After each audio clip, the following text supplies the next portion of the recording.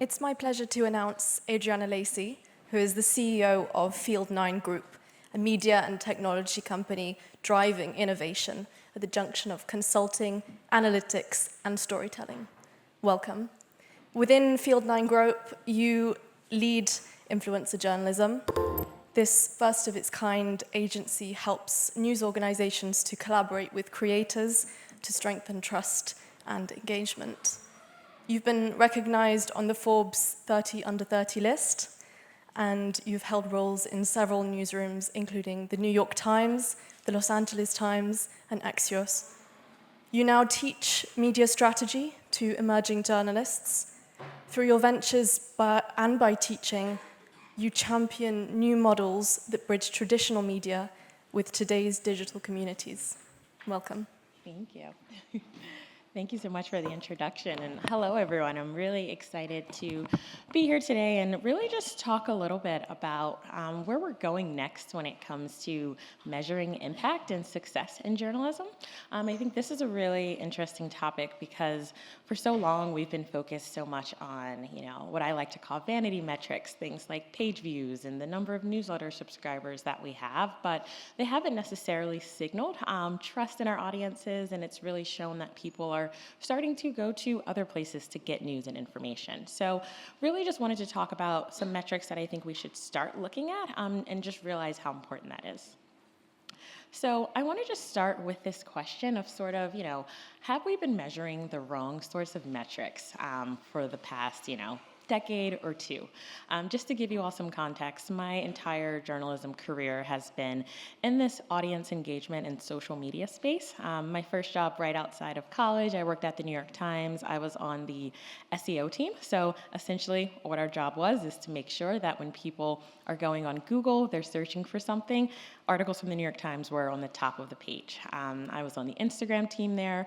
At the time, we had 6 million followers, which I thought was huge. I took a look this morning. The New York Times has almost 20 million followers now. So just seeing how much we've scaled, even just in the past 5 years or so, so much of it has really been just this idea of how can we grow. But I think what we're starting to realize a lot is that we've done so much to optimize things. Let's talk about page views, impressions, followers. We got really, really good at figuring out the perfect way to drive scale and to really grow our audiences. But I think what's really important to remember is that even though we've done this, we've really lost a lot of trust in our audiences. This stat that you're seeing right now on the screen is from the latest Reuters Institute report from the University of Oxford. And this is sort of looking at trust globally. So this is really taking all of the trust numbers from all of the countries that they measured. And what they found is that 40% of people trust news most of the time.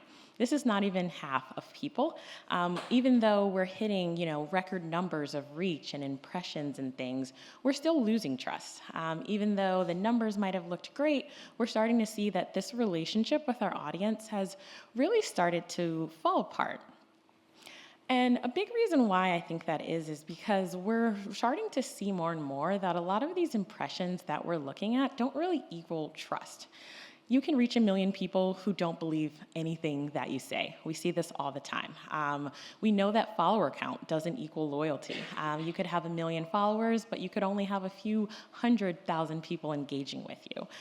We're starting to see that people might not even see your posts. How many of you follow your friends on Instagram and you haven't even seen their posts in weeks or in months? And we're seeing that page views are the same way. They're not necessarily equaling revenue sustainability at all. Anyone who's ran a business and had really high record numbers on Facebook or Instagram, that doesn't necessarily equal profit. And we all know that growing viral is definitely not the same as really growing an audience as well. So what we're starting to see more and more, and I think especially in the past few years, is that really building this audience is really just building a relationship. And I think that's why we're starting to see this kind of scale trap happen. We chased a lot of these platforms because this is what the platforms wanted. Instagram, Facebook, Twitter, X, Blue Sky, all of these platforms really, really want you to chase scale.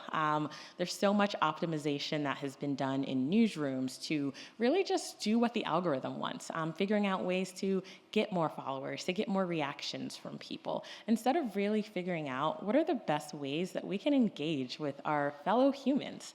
And I think that even though we've built so much of a massive reach sometimes, a lot of the engagement that we actually have had has been pretty shallow. And I think sometimes we wonder, why doesn't anyone want to pay for the news and the information that we're presenting? And a lot of times it's not that they don't want to pay or that our audiences aren't there. It's just that a lot of these audiences are going to new places. We see audiences subscribing to independent journalists in their own newsletters, like Liz was just talking about earlier. We're seeing people flock more to podcasts. We're seeing people flock more to even their own group chats for news and analysis sometimes. We're seeing that people are really just going places that feel less like a broadcast and more like a relationship. So a lot of these audiences and a lot of these creators do such a great job of building community with their audiences. They know their names. They like to talk to them. It isn't just that one-way communication that we see sometimes in journalism. And a lot of times we see these sorts of audiences really talking with their community instead of talking at their community, which is something we've seen in the journalism industry for a while. So really sort of looking at, what's next, I think what we're really going to start to see is this shift from really looking at reach and really figuring out how we get to relationship. So really kind of understanding the goal of journalism is not how many people can see your content or how many people see your articles or how many people just, see your Instagram posts, but really kind of understanding how deeply are people actually engaging with the work that you're doing. And looking at it in that lens requires a very different way that we measure these things. So here's what I always like to say when newsrooms ask me, when I consult about, what are some metrics that we should look at in addition to things like page views and newsletters, which we've been doing for so long. And here are some examples that I think are really, really crucial for this. Engagement depth is one that I think about all the time. So not just looking at, did someone click an article, but really understanding, did they stay on the article? How much did they read? How much time did they spend on a page? What were their completion rates? Did they come back to the website? This is something I thought about a lot working in SEO at the New York Times because most newsrooms get a lot of traffic from Google and other search engines, and it's really great, but these readers often don't come back. They read one story, and they never interact with you again. So that's something we're always thinking about is how do we get these return visitors? How do we get people to come back? Something else I'm also thinking a lot about lately because we know that trust is so low is what these trust signals are. So are people sharing your work within their own communities? Do people like what you're producing so much that they're willing to send it to their friends in the group chat or send it to someone else? Do they like your work so much that they would go online to defend your work? What are ways that you're really seeing this is something I'm thinking about. And then looking at retention as well. All the time in journalism, we're so obsessed with new eyeballs. How many new users do we have? But something I think a lot of newsrooms forget is, are you keeping the ones that you have? What are you doing to foster the relationships of the person who's been subscribing to your newsletter for the past 5 years? Thinking about those retention numbers are also really, really important. And then finally, I think just direct relationships is something that's going to continue to be so important.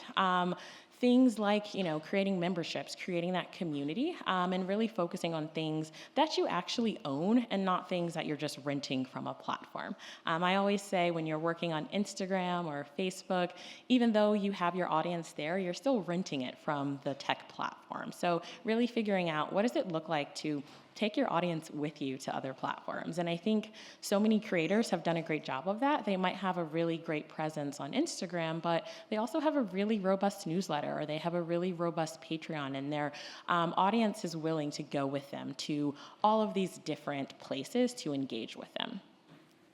And I think all of that to say is just really showing you that when you look and you start to measure your relationships instead of reach, I think your whole strategy starts to change. So instead of chasing algorithms so much, you're really focusing on how can we build habits? How can we make people want to be the thing that they engage with every single day?